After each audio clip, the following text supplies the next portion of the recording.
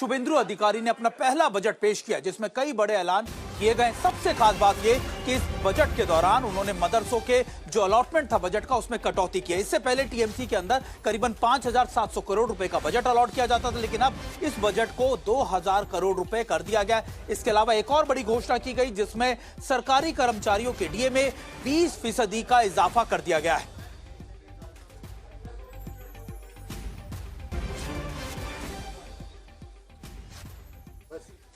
और हमारे साथ हमारे सहयोगी तापस सैन गुप्ता भी हमारे साथ जुड़ गए। तापस, देखिए कई बड़े ऐलान किए गए, लेकिन जो सरकार के ऐलान थे यानी चुनावों में आने से पहले जो बातें कही जा रही थी उनका भी खास ध्यान रखा जा रहा है। मदरसों के बजट में कटौती की गई है, 50% से ज्यादा की कटौती कर दी गई है। जी बिल्कुल, देखिए ये कई मायने में ये जो बजट था ये बीजेपी के लिए एक लिटमस टेस्ट रहा है, क्योंकि बीजेपी ने कई वादे किए थे कि वो सत्ता में आने के बाद क्या कुछ करेंगे, लेकिन उन्हीं में हमने देखा कि सबसे बड़ा फैसला जो लिया गया कि सरकारी कर्मचारियों को 20% जो डीए में इजाफा दिया गया। 42% उन्हें कम मिलता था, 18% ममता सरकार के रहते 2026 की शुरुआत में दिया गया था, 20% यानी 38% अब उन्हें डीए मिलेगा।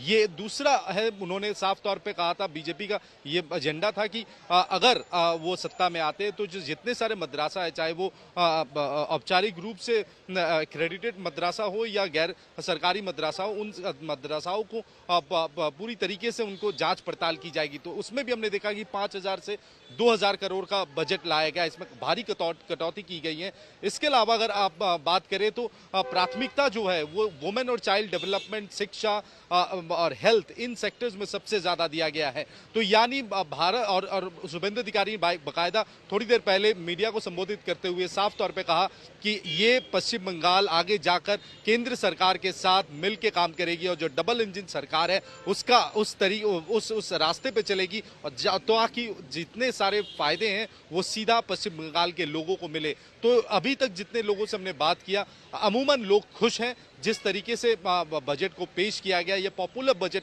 माना जा रहा है। या सिर्फ यही नहीं बल्कि उत्तर बंगाल को काफी ज्यादा मांग, उत्तर बंगाल के लोगों को मांग थी काफी ज्यादा, तो वहां पे एम्स बनाने की ऐलान किया गया, बड़े इंडस्ट्री लाने की ऐलान किया गया, एजुकेशनल इंस्टीट्यूट बनाने की ऐलान किया गया। तो कुल मिलाकर उत्तर बंगाल और दक्षिण बंगाल में जिस तरीके से ये बजट को रखा गया है, कुल मिला के हर एक पॉइंट को टच किया गया है। और प्राथमिकता के तौर पर जो मेन समस्या थी पश्चिम बंगाल के लोगों के पास पिछले 10 सालों में, खासकर 15 साल के शासन के 10 साल में लोगों को जिन जगहों पे सबसे ज्यादा परेशानी थी उन जगहों को टच किया गया है। और ये आश्वासन दिया गया है कि आने वाले समय पे जितने सारे टेंडरिंग होंगे सरकारी कामकाज में या जितने सारे परीक्षाएं होंगी वो सब सेंट्रली उन परीक्षाओं को कंडक्ट किया जाएगा। किसी भी सूरत पे कोई भी भ्रष्टाचार को बर्दाश्त नहीं किया जाता। कुल मिलाकर लोग आमतौर पे खुश है जिस तरीके से आज बजट शुभेंदु सरकार ने रखी है।